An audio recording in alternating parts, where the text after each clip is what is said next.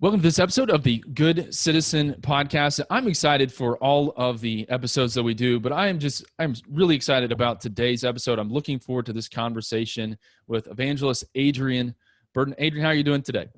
I'm doing fantastic, and words cannot describe how excited I am to be with you during this podcast, man. I certainly appreciate the opportunity.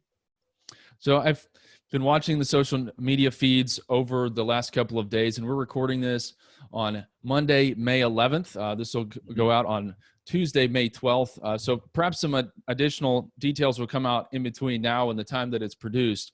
But the story of Arbery, who was just running a neighborhood that was gunned down, has been, I think, forefront of the national consciousness over the last couple of days. And so I wanted to jump in with Adrian and talk about this topic of running towards racial unity. And so I want to talk a little bit about the case, but then I want to pivot towards what we can control. And as we're good citizens, we're gospel-centered citizens, certainly we should care about the equal dignity of all people.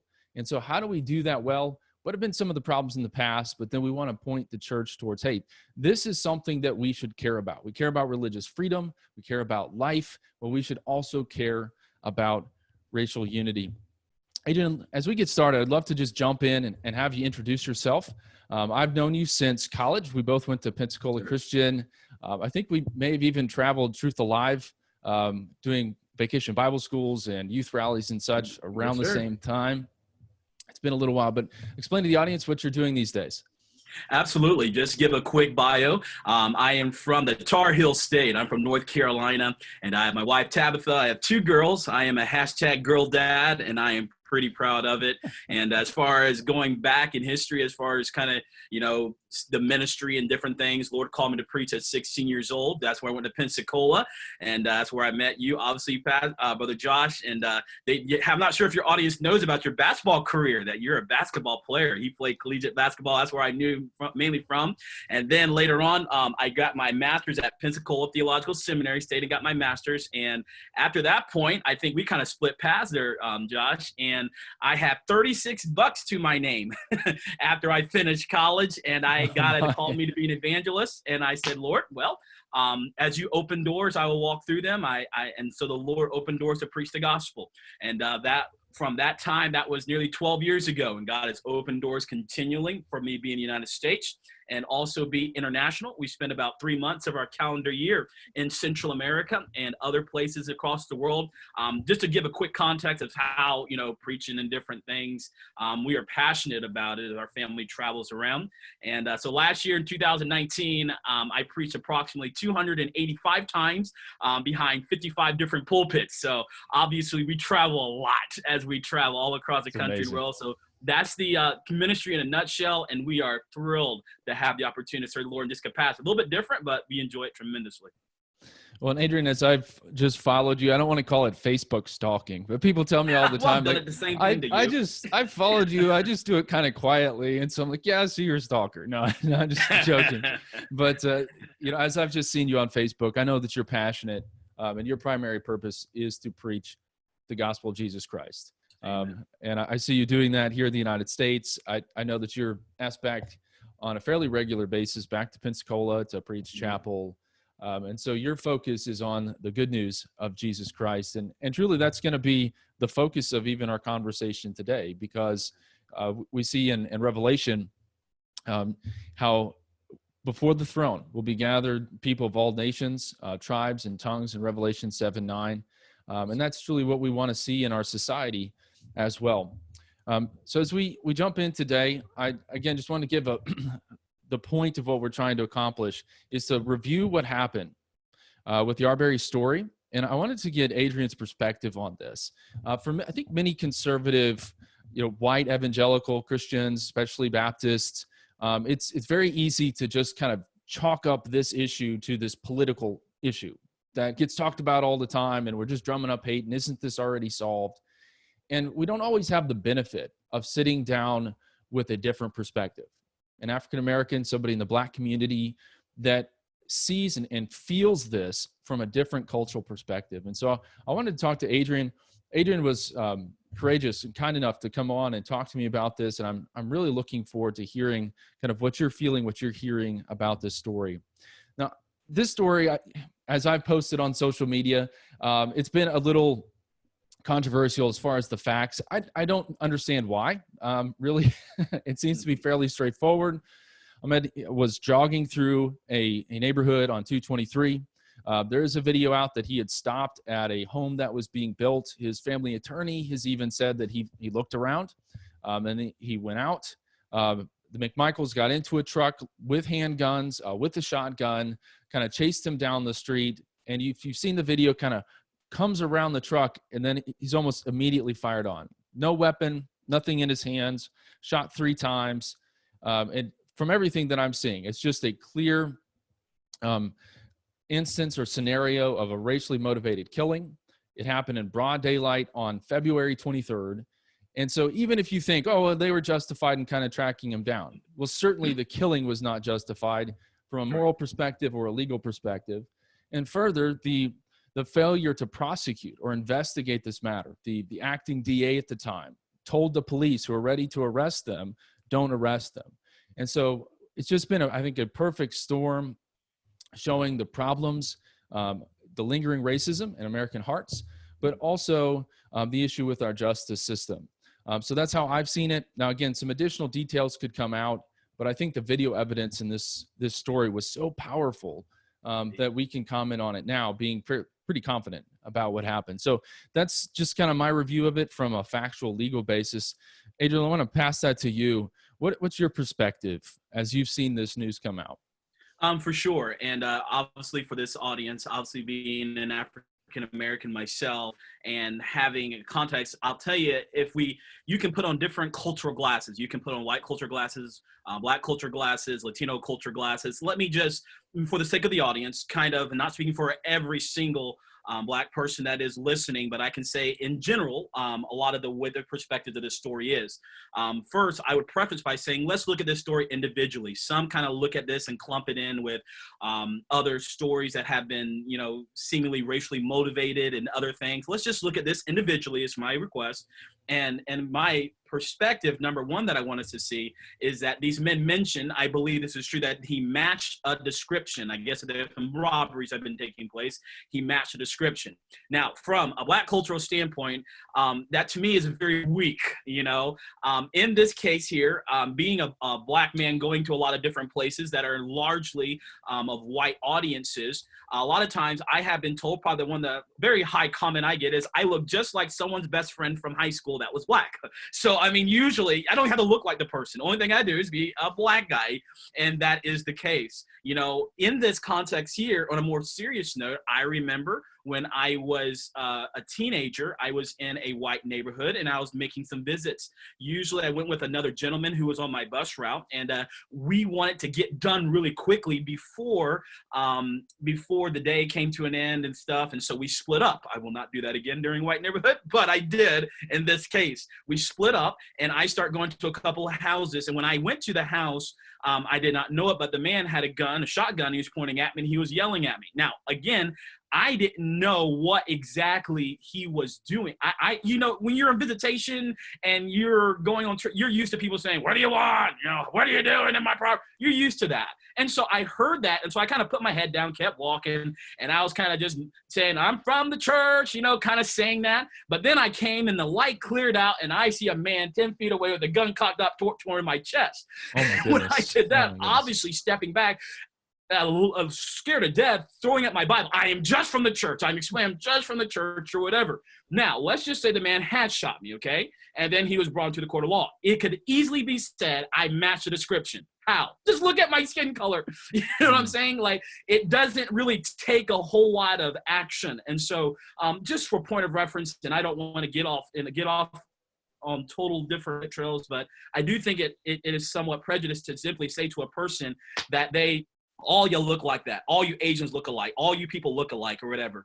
That could be true in your context, but I think what is properly said is simply said, you know what? I can't really tell the difference between some people from a different culture. Like maybe Asian is hard for me, but the responsibility is on me, not on them. That is my fault that I look like that guy. So I would say from that perspective, that matching description is very weak. And then from the church perspective, Josh, which we're going to get to, is I struggle with the the dragging of the feet to speak about racially motivated seemingly cases. Sometimes I watch as some type of stories hit the news. I'll use this. I know it's a controversial story. I'm not trying to put an opinion on it, but like a Lauren Daigle goes on Ellen and makes an announcement of something, says something concerning homosexuality. And then the concerns next day are on it. It's on podcasts, it's on sermons, people are preaching about it. And then when it comes to a racially motivated case, sometimes it's like, here's the response. Let me get all the facts. I don't have the facts yet. Can't make a decision yet. Can't make a call. Don't know the motivation yet. Why are we saying all these things? And so that is, if I were to put my black cultural glasses on, not saying they're right, but I am just saying it is disturbing that that is the case between those two things. So if you want my perspectives looking at the case from my view, that is troubling to me, Josh. Absolutely. And man, I'm so sorry about that instance in the neighborhood. I'm sure that has to go through your mind as you're out ministering to people even now. And so if you're going to, hopefully you'll listen to the entire episode of this podcast, but what Adrian mentioned is really the headline. And that is, we care about religious freedom. As good citizens, we care about the ability to hold to the biblical sexual ethic. Well, this is also something that we should care about as Christians. And it's telling when there's such a difference of how it's treated, I think, even in social media, from our pulpits, etc. Yeah. So Adrian, let's jump into our next question here. And that is, as an evangelist that travels nationally and preaches in a number of churches, have you experienced racial prejudice in churches or among Christians? And so here I want to pivot from, okay, we've had this story, and like you said, we're going to isolate that case. Yeah. It appears from the facts that was a racially motivated killing. It wasn't investigated properly. It's now been thrown up to the DOJ. It was good to see that this morning. They're going to look into this as well. But let's look at the institution which we can control, which is the church. And if anything, this just highlights that this is a continuing problem in our society, has been since the beginning. It's something we've dealt with in varying ways through the years. But what about our churches? Is this an issue that you've seen? And again, rather than just kind of go through a bunch of stats, I wanted to just ask you your personal experience as somebody that's preaching the gospel of Jesus Christ, again, behind 55 different pulpits last year. Do you see this as a continuing problem, and do you have some stories to share? Yeah, absolutely. And let me preface all my statements by saying this. People often say Adrian is a racism in the church. And before we don't need to do a study on racism. I think the word is very confrontational. So I would ask, and when I describe, you'll hear me use the word bias. I think that's very indicated. James 1:3, the Bible says, and ye have respect to him that weareth the gay clothing, and say to him, sit thou here in a good place, and say to the poor, stand here or sit here under my footstool. See, what it's saying in James is that the rich guy got a good place. The poor guy, he had to stand or sit his footstool. It's not like racism we would say is, get out of my house. You can't be in my house. But I do believe it is race bias, and racism are very similar. However, bias would say, stand here or sit at my footstool. I'm not going to tell you to get out. I'm not going to tell you that you need to leave my church. You just need to have a different spot as other people would have. So I'm going to use the word bias. I'm not going to give states. I'm not going to give names. I do not think that I need a book. I don't need a chapter in Fox's Book of Martyrs for my experiences. But I am just pointing out that we do still have an issue of bias, Josh, within the church. Or my snapshot, okay, really quickly, my life, I lived in a white culture atmosphere. Give context, I am 35 years old. So 1984, I was born, and as I lived in a white culture atmosphere, my dad, as a child, his testimony said he was tired of the prejudice that was located within the church.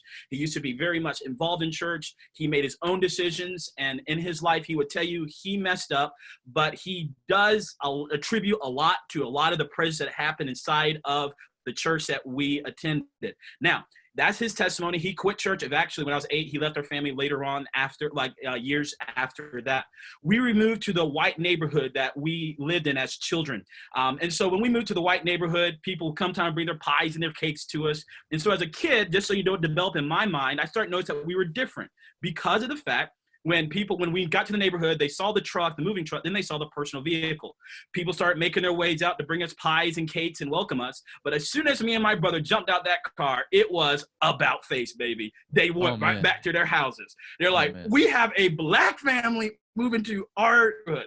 So when I was a kid, I experienced, a girl riding her bike, you black, I'll just say the N-word, black, N-word, black, N-word, pick, and a black booger, so I would get, and so I didn't know what even that meant, right? And so I went and told my dad, I saw by his response that this is not cool, because he was infuriated. We stormed to that person's house, and he chewed him out from halfway across the world, but so that was my beginning. Okay, this is different. We are different. So then we get into the church realm, right? I go to college at Pensacola. I think, and just so you know, Pensacola handled this situation with absolute grace to protect me. Truth to lie, you mentioned we traveled. I was getting ready to travel, and they handed out, and you probably remember this, they hand out where states you'll be traveling to during that summer to do vacation Bible school ministry. I did not know this till afterwards, but I got my schedule. I was really happy about it. Man, me and my partner were going to be traveling to these different churches, but mine changed. Number one, I had to have authorization as a black man to be able to travel for that ministry, number one. And even number two, as I had special authorization to travel, once the churches got the information material that I was coming to their church, they said no. And they had to change my course. And so actually to this day, when I go to the director of Truth to Life, he always apologizes. I hate that had to happen. I hate that we had to change your schedule. So that in ministry showed me, okay, I'm still different. This is kind of weird, right? So then ministry starts for me, okay? So as ministry, I remember this is before everybody has a website, right? So people just were word of mouth would give you recommendations.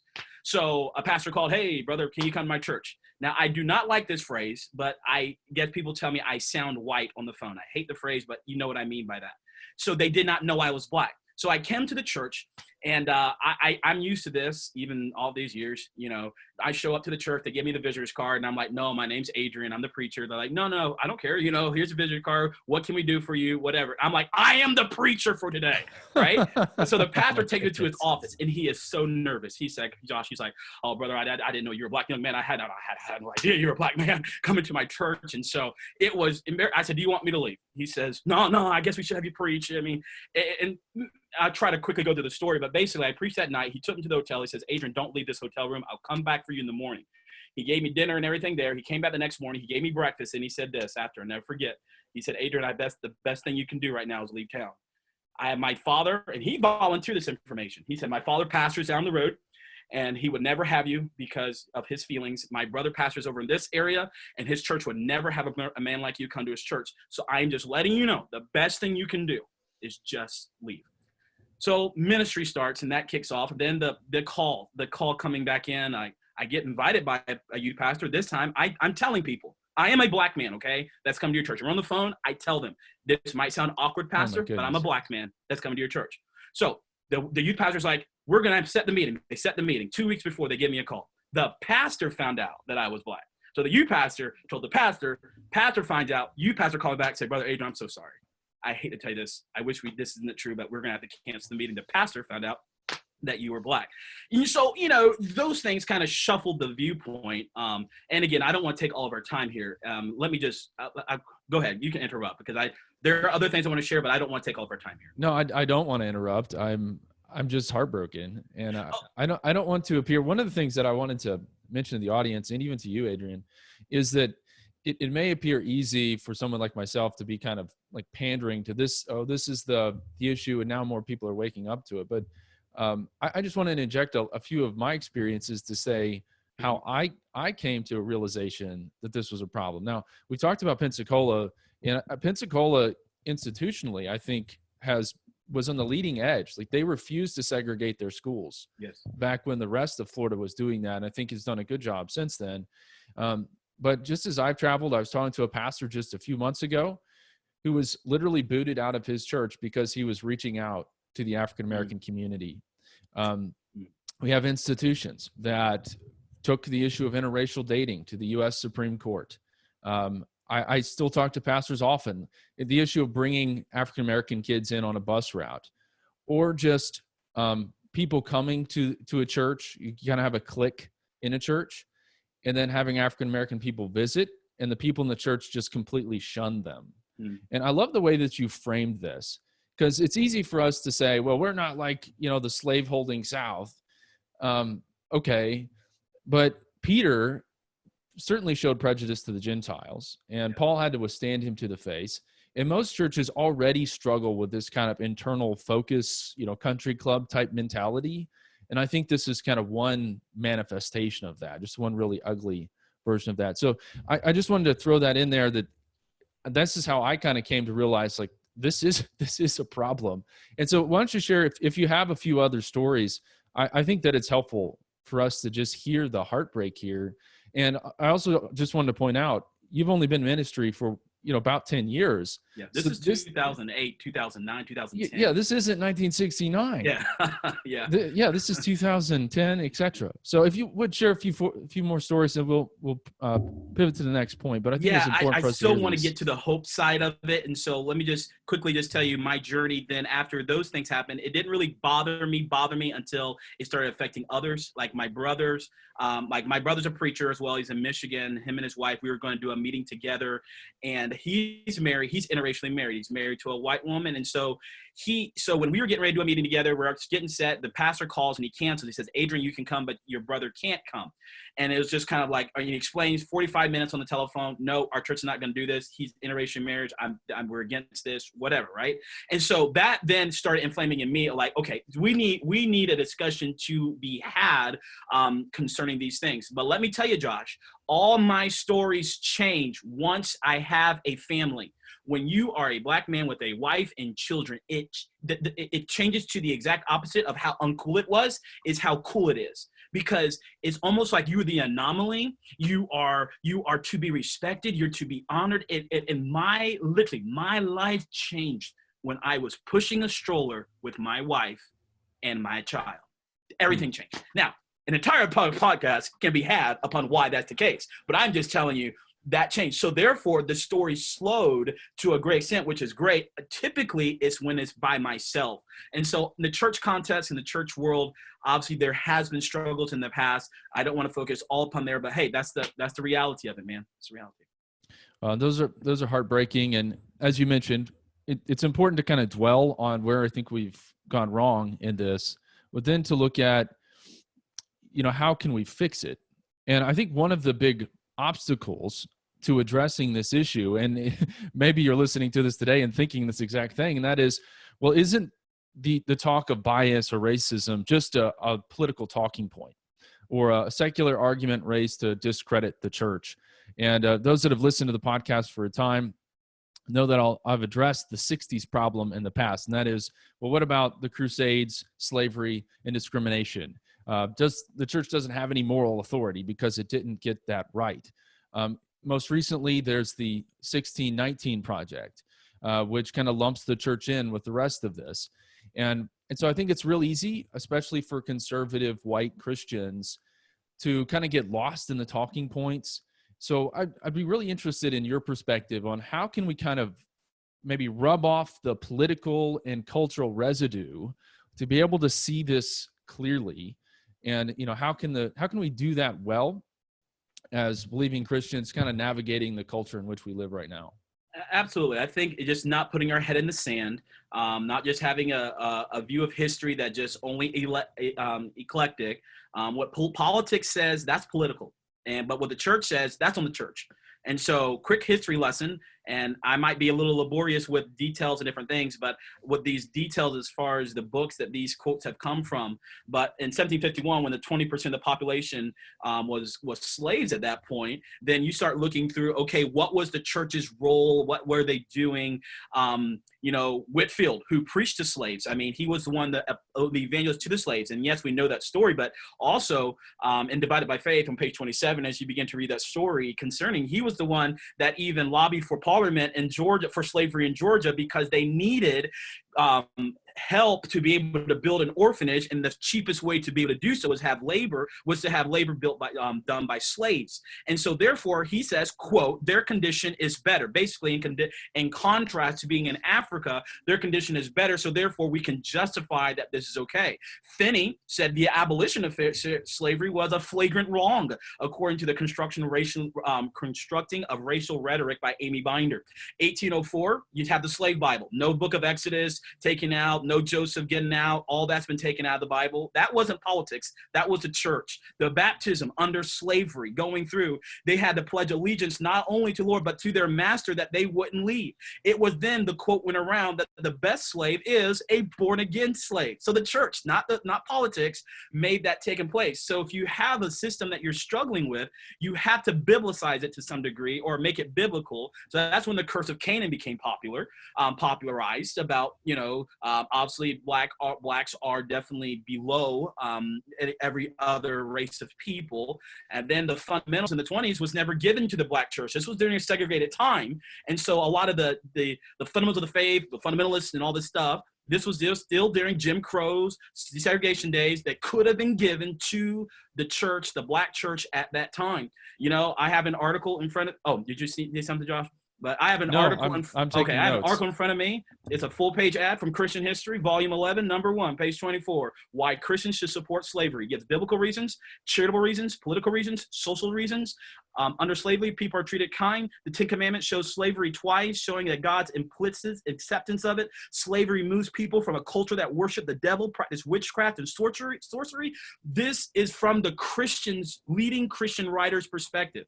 Also, it's John O. Rice, Soil Lord, publishes 1956, Negro and White. It's a booklet, 22 pages long, quick read, to be able to see exactly in that book, quote, interracial marriages are hurtful, unhappy, and wrong. Criticize the degradation of schools, criticize the Birmingham minister, which is Martin Luther King, who is more concerned with racism than Christianity. And you should be happy, telling blacks, you should be happy we stopped lynching.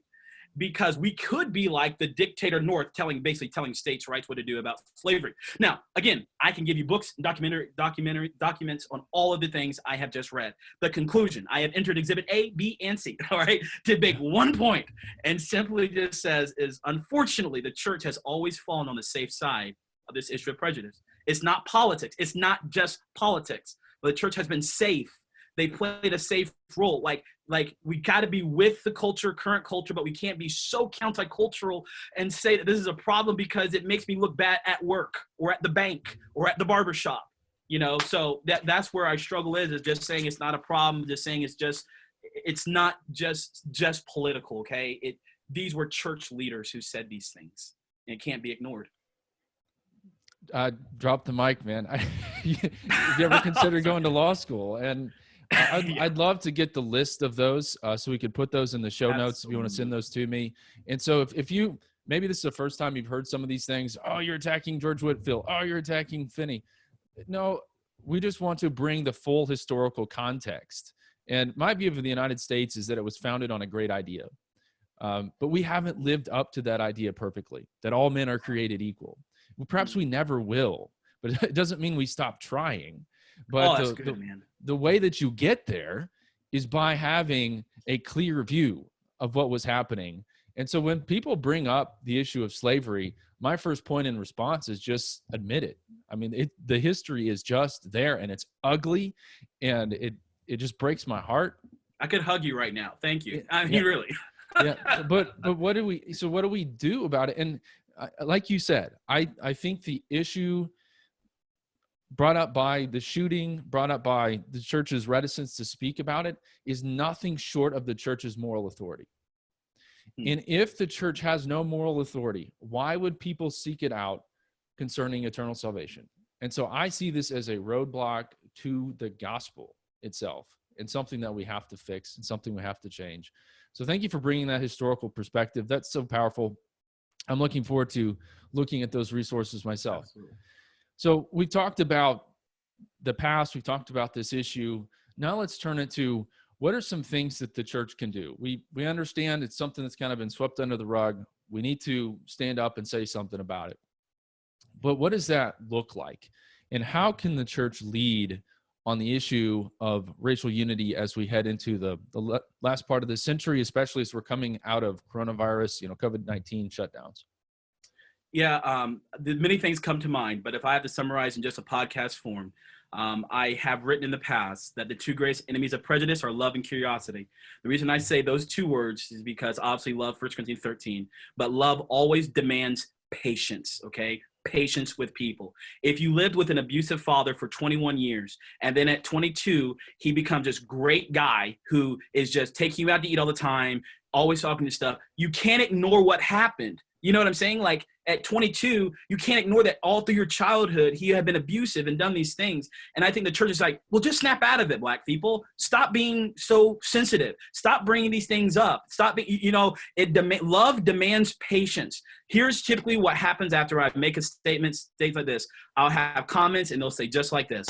Well, brother, I'm just colorblind. I don't see anybody any different. Brother, I just preach the gospel. So that's what's going to do it. And again, I can see how those statements are great and I can see how they struggle.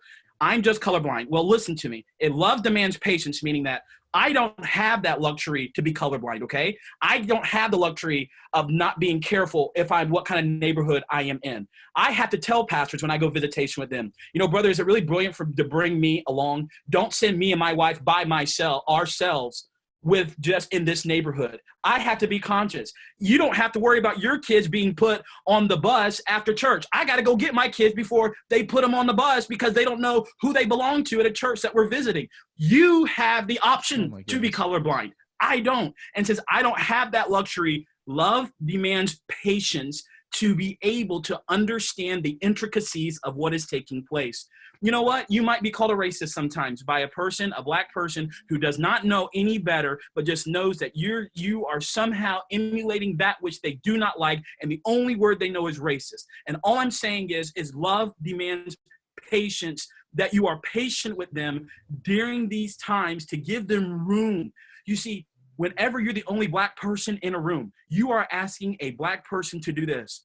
If a Black person, the only one in the room, only Black person in a room, number one, either they work their tail off to get there, okay? So maybe they climb the ladder, or they're usually in trouble.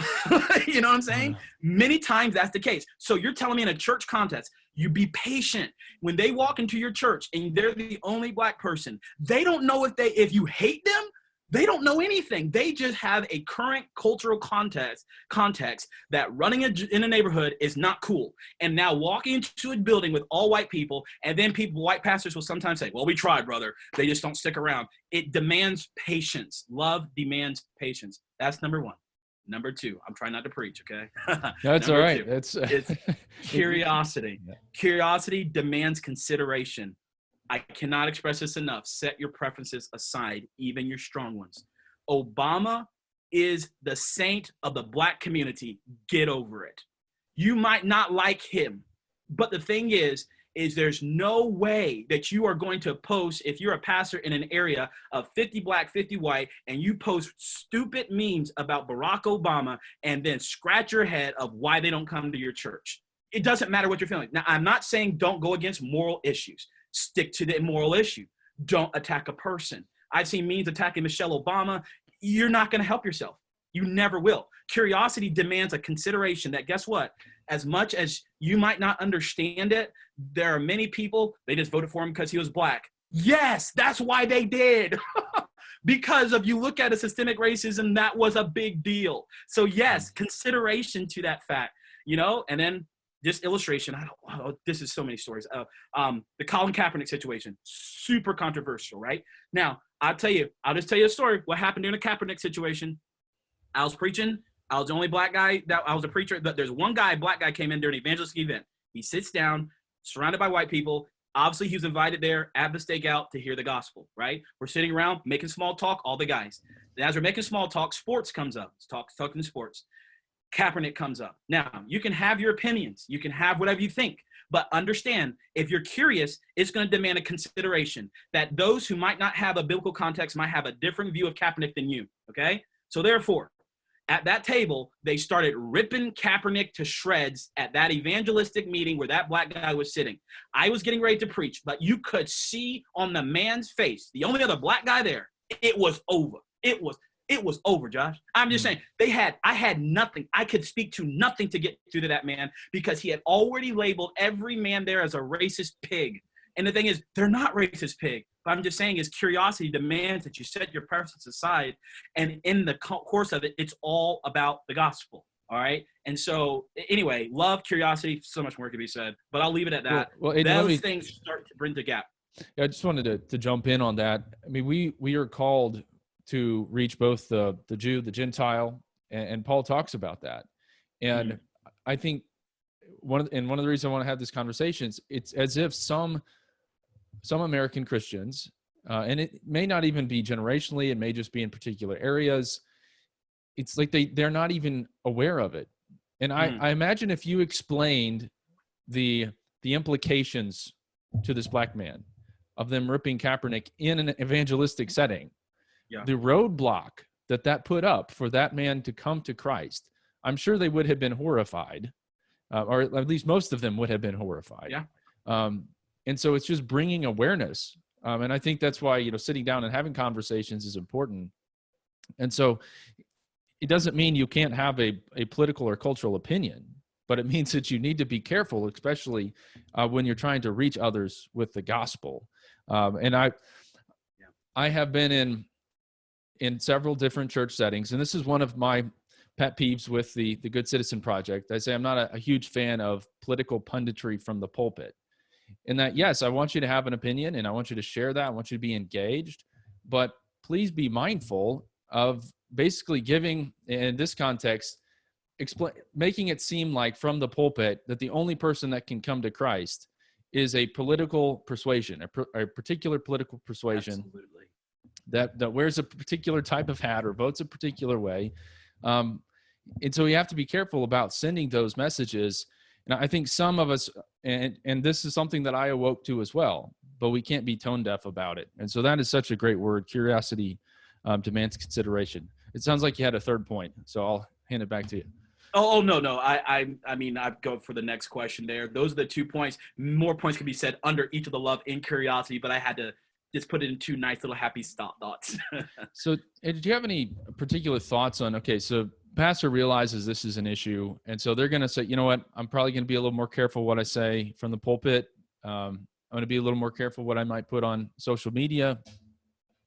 But then are there other practical steps that churches could take to help reach, and we're talking about running towards racial unity. I believe churches should look like the neighborhood surrounding the church. Yeah. So what are some practical steps that churches could take to try to address some concerns and reach their entire neighborhood? If I had a giant billboard, Josh, and it said, and I could put a word on it, and then I would put like the little who said it, like the dash, then who said it, I would put one word, listen, and I would put dash POC, people of color. That's what I put on the billboard. Why? Because listen, like you say, most people say, well, Brother Adrian, I didn't know. You didn't ask. Like, and it's like, I don't want to walk into your dinner. I'm there as a guest, as a preacher, and sit across from your table, and we're eating your food that you have provided for me. You're giving me a love offering. And as I'm doing that, let me bring up some things. No, it happens by them initiating the conversation. And if they never initiate the conversation, well, we don't have the conversation because there's not a platform for it. Why am I super excited about this podcast? I didn't seek this out.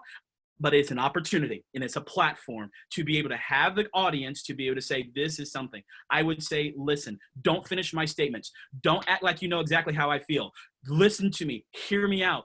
Don't assume you know about my motives. Don't assume that you understand, it's infuriating to me many times when your person can trust me with their kids and their teens and their adults and preach to every age spectrum in their church. And then as soon as I say something about, racial reconciliation, I'm just full of garbage. You know what I'm saying? It's like, listen to me. You trusted me with the word of God to all the people in your church, but now you tone me out when I talk about this.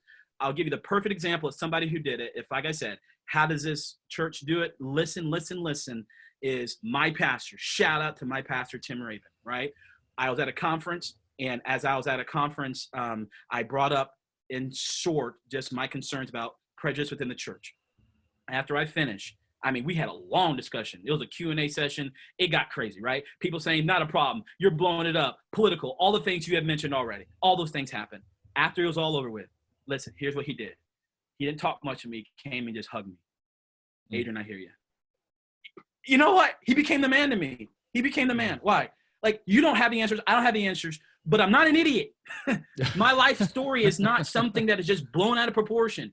I'm not stupid. This happens, and this is real. And the fact that somebody is listening then you will start getting content. I challenge any pastor who has only one black person or two black people in their church, and they're trying to encourage and try to be able to do it, is here's your greatest strength, and here's what you can do to blow everything outside the water. Number one, their greatest strength is to ask the person that are in your church that is of a different culture, take them out to eat and give them permission, absolute permission to speak into you without repercussion, without you defending yourself, without saying that, no, I'm really not like that, without any of that. Let them speak to you, even if it fries you like an egg. Let it happen. Then, number two, if you want to ruin it, is sit at their house, listen to their stories, cry with them, talk about how people are misusing. And then when you get around other cultures, other quote unquote, other white friends, let's just be honest about it, get little white friends, and then one of your deacons pops an Obama joke and you say nothing. It's over. You're done. I can't, one of the greatest betrayals of my life, and no, is a leadership person who I cried on their shoulder. And then in public, he didn't stood up for me for nothing. I'm almost crying because that hurts, man. That hurts. If you want to kill it, do that. Betray what somebody's already done. So yeah, man, I just have one post where I say, listen, dude, just listen. Wow. Well, this has been so powerful, Adrian. And I get the sense that you've been storing this up for a long time. And you have no idea. I just want to apologize. And I don't care if it sounds like it's pandering or not. I just want to apologize from Thank you. Pastors that love Jesus, but don't love people of color like they should. May this help some of them change. May it root out any prejudice or bias that I might have in my heart as well. And my hope, we talked about Revelation 7:9, is that there does not appear, after now over 200 years of history, if you go back to 1619, we're looking at 300, that there's a real easy legislative, or even, look back to the Civil War, military fix to this problem. And we can pass 1,000 laws and not solve the problem of the human heart. And so truly the only solution to this is the gospel of Jesus Christ and the church taking the lead on racial unity. And so may we be good examples of that. And so I just want to say thank you to you for the courage to share this today. I'm praying that listeners will receive it well. And so, Adrian, this has been so powerful. I want to just thank you for all that you've done, and looking forward to these resources. Any just last comments or thoughts that you'd like to add? We've gone long, so I'll say it one statement, and let me just say in response to you, thank you. It's not pandering. I mean, to me, it seems I'm not begging for that to be the case, but there are many people like my dad who could listen, many others. That's not pandering. That means a lot. It's helpful. They've been burned, and no one's really said that before. No one's admitted it. So thank you for doing so. However, typically my last thought, typically when a person says, hey brother, you might have a bias problem, the first statement they make is, I have a black friend. I got a black friend. I grew up with my best friend are black people, etc. Right? So I use this statement, so understand that context to be able to say this statement. The black community wants to see this. Please do not just tell me you have a black friend. Show me you have a black friend. Stop telling me that you're not biased. Show me. You say, how is that done? That there's many things I could give, but I believe the great teacher, the Holy Spirit of God, can help you to be able to show that this is not true, not biased. So that's my thoughts, man. That's my final thought. So powerful. Well, thanks again, Adrian, for taking the time to be on the podcast. And we'll also link in the show notes your ministry. And I know that you've had to pivot some because of what's happened recently. So if you can just sense from this episode, Adrian's such a powerful proclaimer of the gospel of Jesus Christ.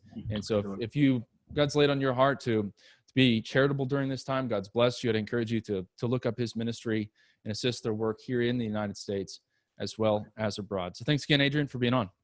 Thanks so much, brother. God bless you.